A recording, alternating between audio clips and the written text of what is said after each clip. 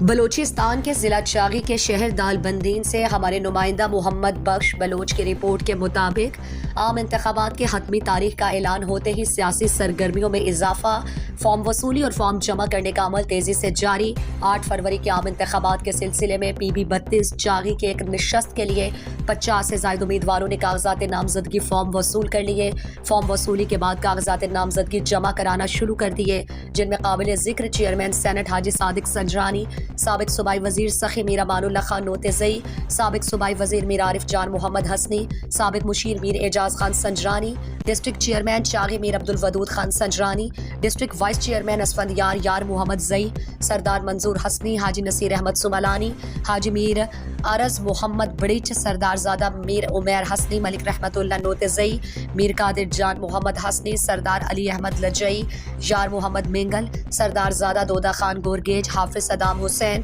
حافظ حنیف سملانی، سردار عبدالرحمان کشانی، سردار زادہ عبدالعزیز نوتزئی سمیت درجنوں امیدواروں نے قسمت آزمائی کے لیے درخواستیں جمع کرا دی۔